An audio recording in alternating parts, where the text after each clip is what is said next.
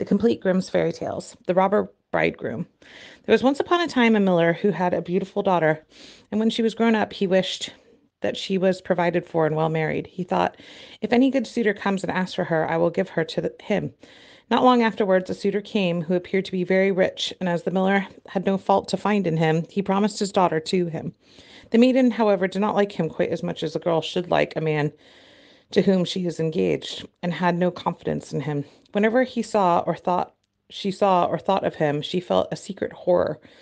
Once he said to her, "You are my betrothed, and yet you have never once paid me a visit." The maiden replied, "I know not where your house is."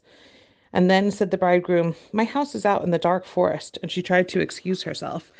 And she said she could not find the way there. And the bridegroom said, "Next Sunday you must come out there with me. I have already invited the guests, and I will strew ashes in order that you may find your way through the forest." When Sunday came and the maiden had set out on her way, she became very uneasy.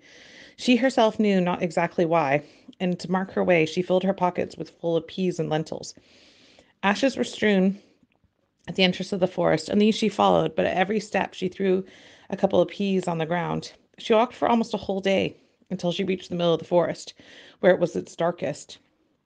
And there stood a solitary house, which she did not like, for it looked so dark and dismal. She went inside, but no one was within, and with absolute stillness reigned.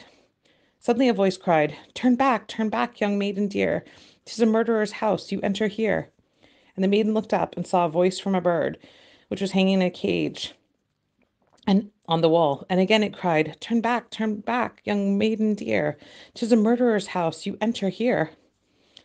Then the young maiden went on further from one room into another, and walked through the whole house, but it was completely empty, and not one human being was to be found. At last she came to the cellar, and there sat an extremely aged woman, whose head shook constantly. "Can you not tell me," said the maiden, "if my betrothed lived here?" "Alas, poor child," replied the old woman, "whither you have come, you are in a murderer's den. You think you are a bride soon to be married, but you will keep your wedding with death. Look, I have been forced to put a great kettle on here with water in it, and when they have you in their power, they will cut you to pieces without mercy, and cook you and eat you, for they are the eaters of human flesh. If I do not have compassion on you, save you, you are lost." Thereupon the old woman led her behind a great hogshead where she could not be seen. "Be still as a mouse," she said, "and do not make a sound or move, or all will be over with you. At night when the robbers are asleep, we will escape. I have long waited for an opportunity." Hardly was this done than the godless crew came home. They dragged with them another young girl. They were drunk and paid no heed to her screams and lamentations. They gave her wine, 3 glasses full, 1 glass of white wine, 1 glass of red, 1 glass of yellow, and with this her heart burst in two. Thereupon they tore out off her delicate raiment, and laid her on the table, and cut her beautiful body to pieces, and strewed salt thereupon. The poor bride behind the cask trembled and shook, for she saw right well what fate the robbers had destined for her. One of them noticed a gold finger on the little finger of the murdered girl, as it would not come off at once. He took an axe and cut the finger off, but it sprang up in the air away from the cask and fell straight into the bride's bosom. The robber took a candle and wanted to look for it, but he could not find it. Then another said, "Have you looked behind the great hogshead?" But the old woman cried, "Come and get something to eat. Leave off looking until the morning. The finger won't run away from you."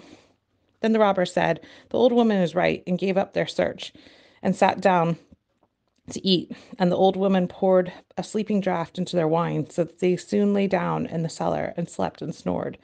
When the bride heard that, she came out from behind the hogshead and had to step over the sleepers, and they lay on the ground, and great was her terror lest she should waken one of them. But God helped her and got her safely over.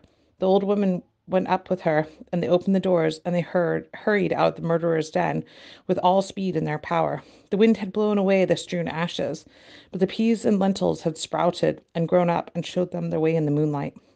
They walked the whole night until in the morning they arrived at the mill. Then the maiden told her father exactly everything as it happened. When the day came for the wedding to be celebrated, the bridegroom appeared, and the miller had invited all his relatives and friends. They sat at the table, and each was bidden to relate something. The bride sat still and said nothing. Then said the bridegroom to his bride, "Come, my darling, Do you know nothing? Relate something to us like the rest. And she replied, Then I will relate a dream. I was walking alone through a wood, and at last I came to a house in which no living soul was. But on the wall there was a bird in the cage which cried, turn back, young maiden dear. 'Tis a murderer's house, you enter here. And this it cried once more, My darling, I only dreamt this. Then I went through all the rooms, and they were all empty, and there was something horrible about all of them. At last I went down into the cellar, and there was a very, very old woman whose head shook. I asked her, Does my bridegroom live in this house? And she answered, Alas, poor child, you have got into a murderer's den. Your bridegroom does live here, and he will hew you to pieces and kill you, and will cook and eat you. My darling, I only dreamt this, but the old woman hid me behind a great hogshead, and scarcely was I hidden when robbers came home, dragging a maiden with them, to whom they gave three kinds of wines to drink, white, yellow, and red, and which her heart was broken to two.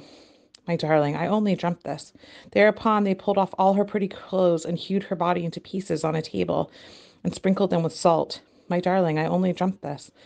And as it was hard to draw off, they took an axe and and one of the robbers saw that there was still a ring on her little finger, and it was hard to dry off. So they took an axe, but the finger sprang into the air and sprang behind the great hogshead and fell into my bosom.